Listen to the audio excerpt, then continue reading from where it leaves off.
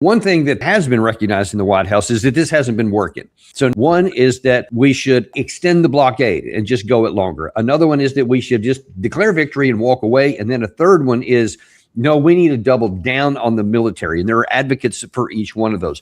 I want to take a look at the one that seems to be get on the ascendancy in the White House, according to Axios. Trump rejects Iran's offer and says that the blockade will stay until there's a nuclear deal. And according to what he told Axios, Trump sees the blockade as somewhat more effective than the bombing.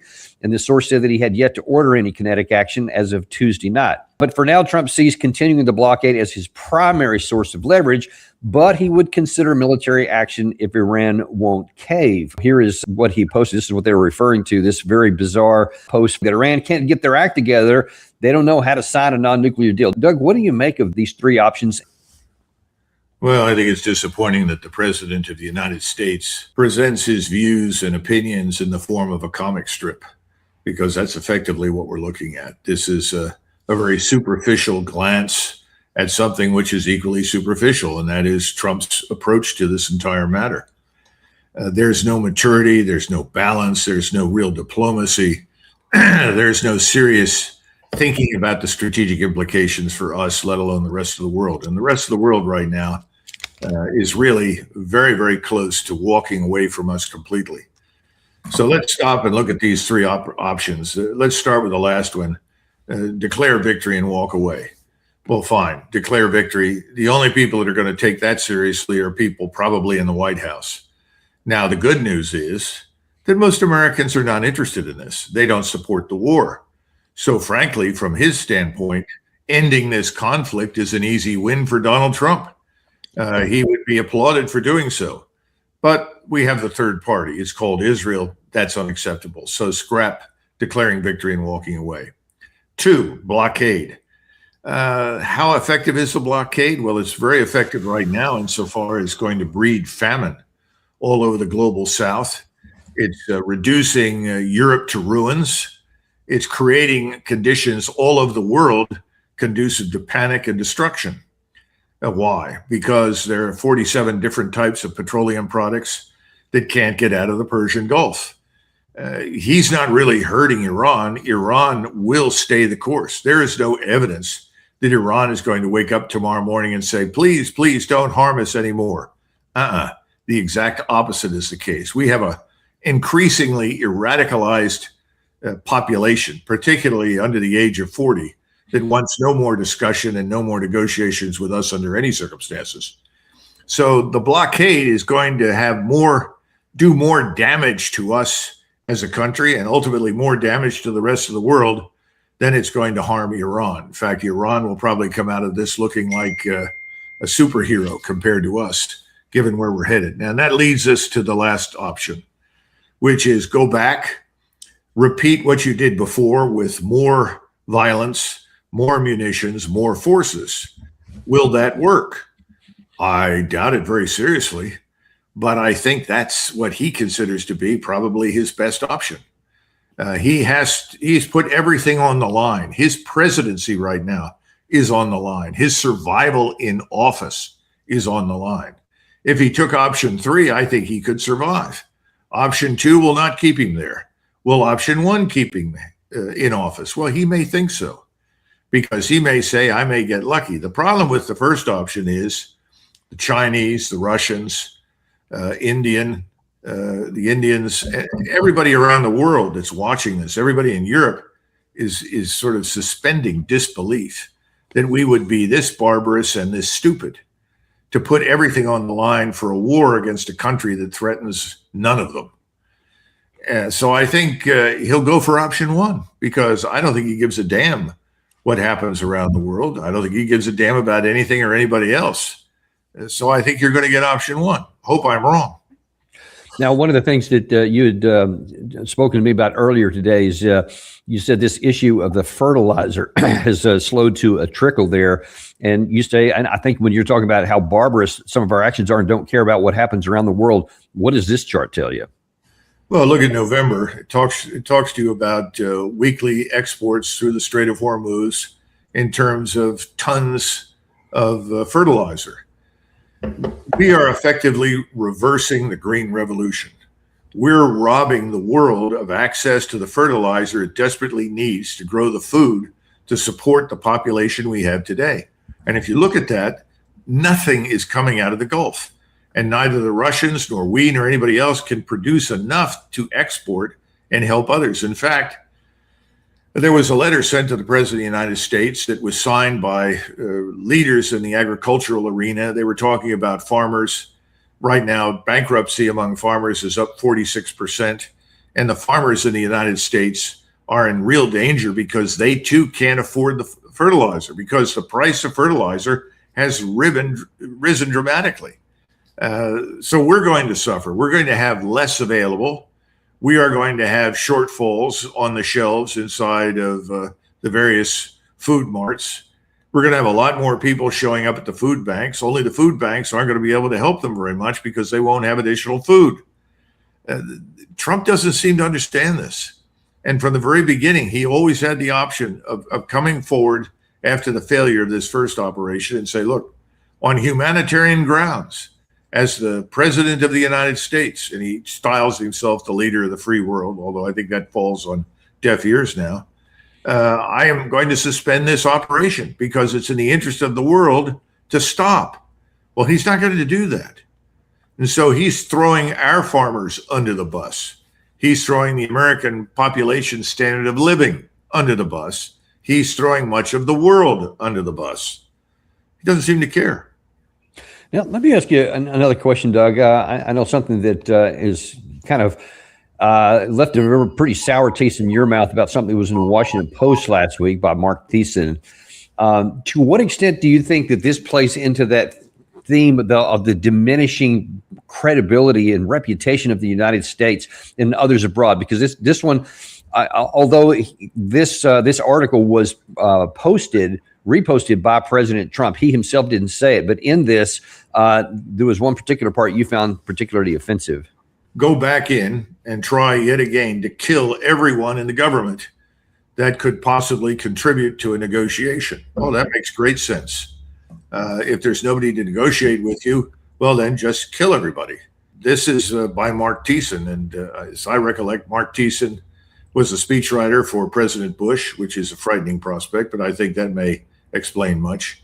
But he certainly is a bloodthirsty individual, and I don't know what that stems from. That looks like blind, unreasoned hatred.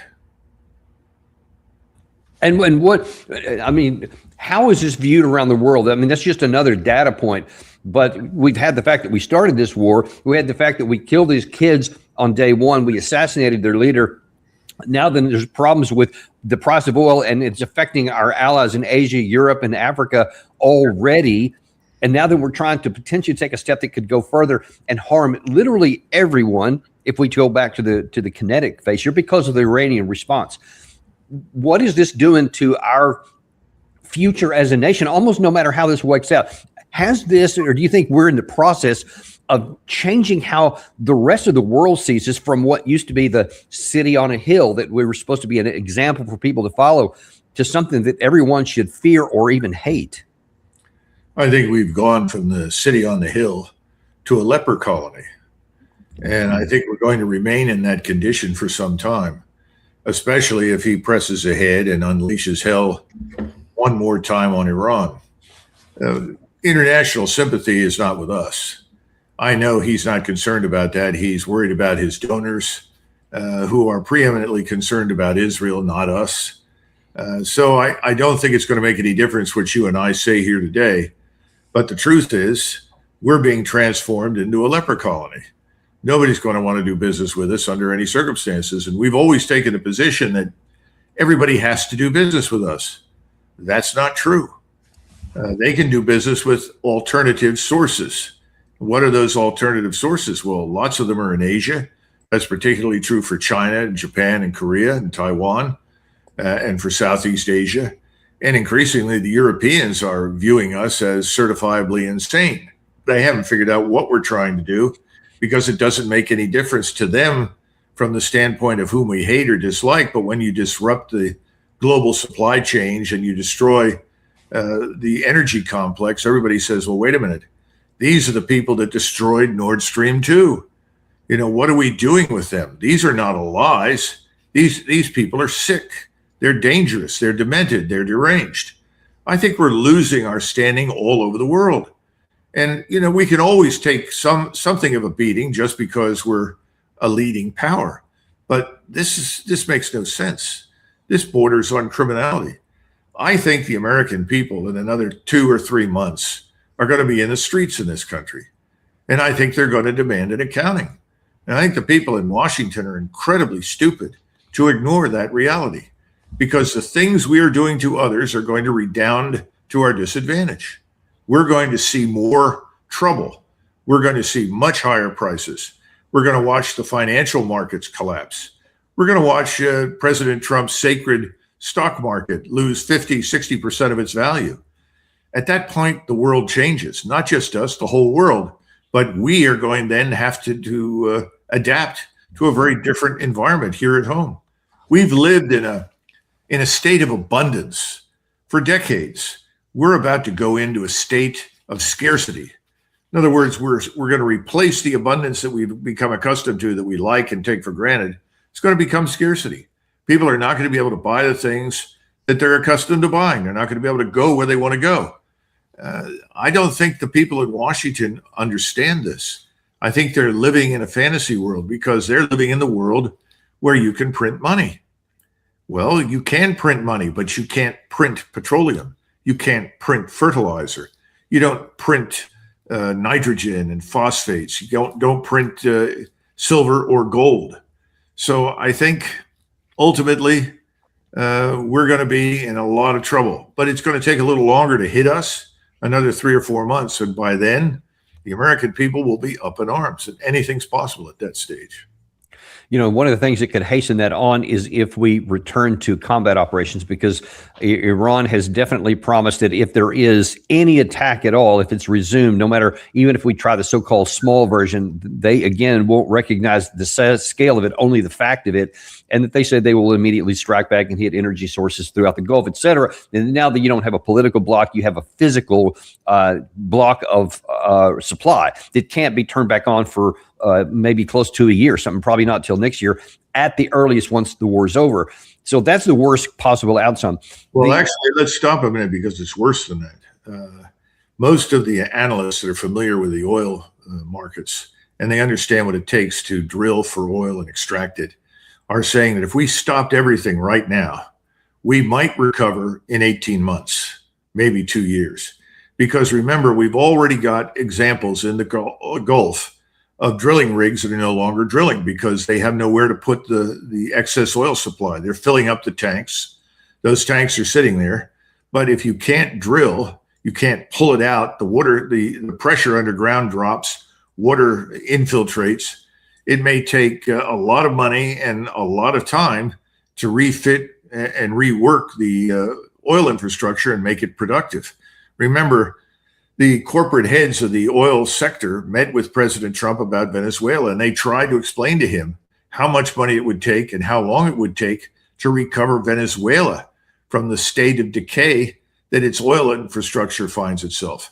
We're now going to face that. Now, if we go back in now and do exactly what you've said, we'll probably attack many of the same targets. We'll no doubt find new ones. I also think we're going to find a much more resilient, robust, and capable Iran than we faced the first and second time. But then we're going to do so much damage. Most of the analysts and economists that I talk to are telling me, Doug, it may be 5 to 10 years before we recover. Now, that's a long time for the energy complex to get back on its feet.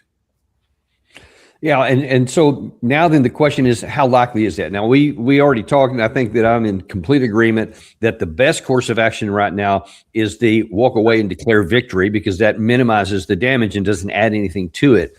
But the second worst one is the blockade. But here's some problems with that. Gary just had a headline up there a minute ago of what Besant's calling Operation Economic Fury, where they have now again caused problems with the devaluing the currency in Iran. So they're continuing to do that while there's other things are going on as well. The blockade issue is the real problem for two reasons.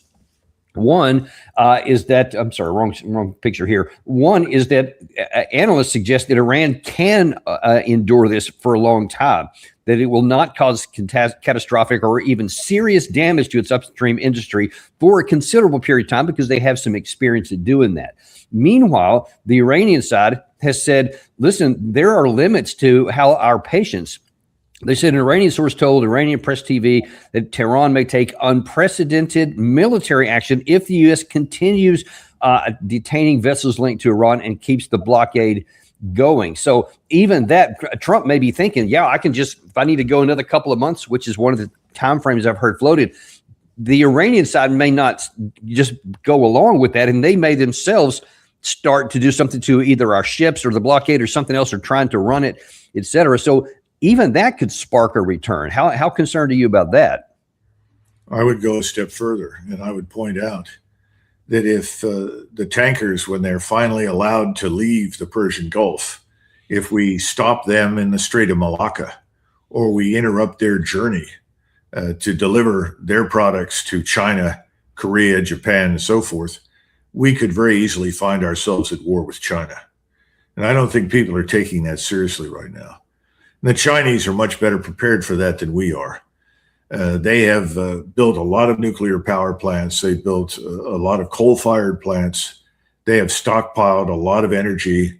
They're ready, if they have to fight us. They have built an enormous fleet. I don't think it's as good as ours by any stretch of the imagination, but there's a lot of it. And they have the capability to do what Iran has been doing to us. And I would say that capability would be on steroids. And that's the ability to reach out and essentially destroy an entire surface fleet from a distance.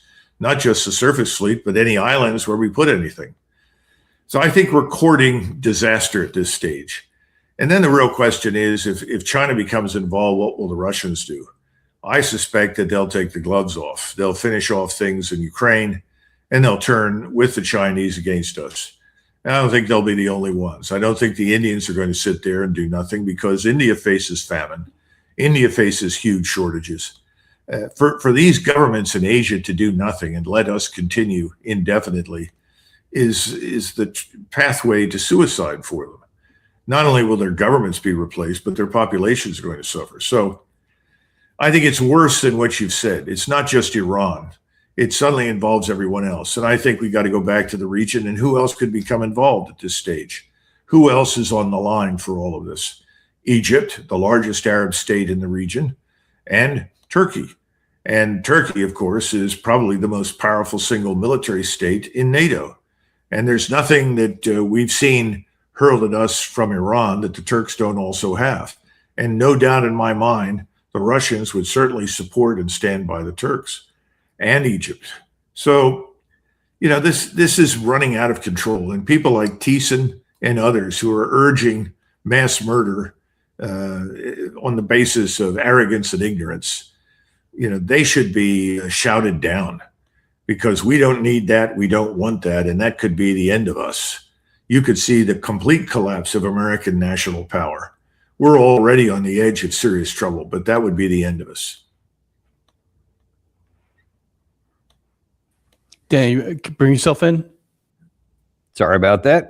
It's one thing, Doug, if it's a Washington Post reporter, because he's the guy that just writes an article, right? He apparently President Trump listens to him, but it's even more concerning when there are guys who we know have President Trump's ear and that he listens to. Let me show you something that was in Axios, I think yesterday, the lower left-hand side here. Trump is also consulting with hawks outside the administration, including Washington Post columnist Mark Thiessen, as mentioned, but also retired Army General Jack Keane and Lindsey Graham. And let me show you what Jack Keane is saying. Here's what we should do. We can't look at the regime through the prism of United States logic, values, and reason. We have to look at the regime in terms of who they really are. Hardliners are running the regime. What matters the most to them is to stay in power. They will ride this economic peril out. They don't care about the suffering of their people. Shutting electricity down, gas lines, and other economic indicators that the people are suffering. That does not move them. What does move them is the desire to stay in power. That is why we must go back to combat operations and maintain the blockade and use our intelligence services to undermine this regime so it does not just suffer economic collapse, but political collapse as well.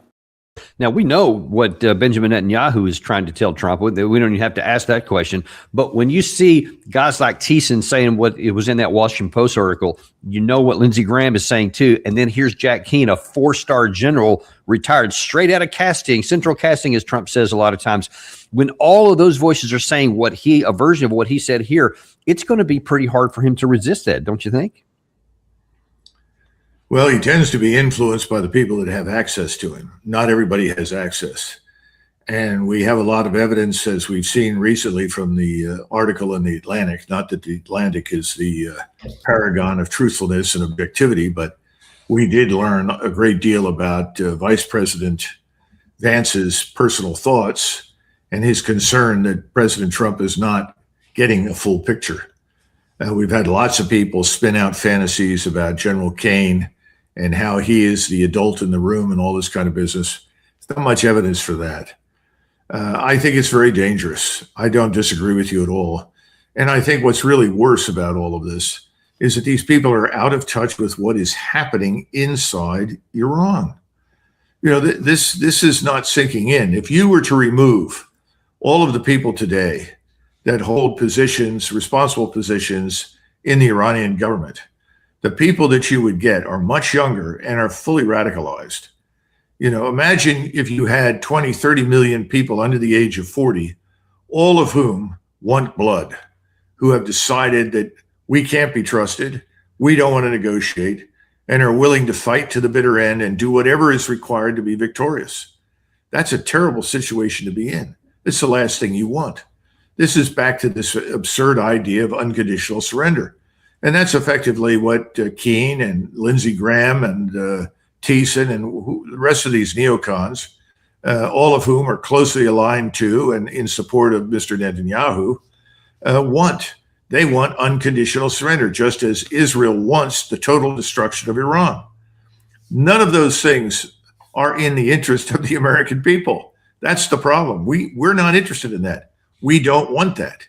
And then to compare this to the outbreak of World War II and the way people in the United States felt after the Japanese attacked us without warning on a Sunday morning at a time when Americans had very different sets of values from the ones we're accustomed to today is absurd. And this other thing about they don't share our values and concerns. They don't care about their population. I couldn't disagree more. I think they care very much about the population. My concern is that if you're successful, you kill everybody that you are currently dealing with. The people that will step into their shoes, they will fight to the end. They will go down as martyrs before they ever go down on their knees to Israel, let alone us.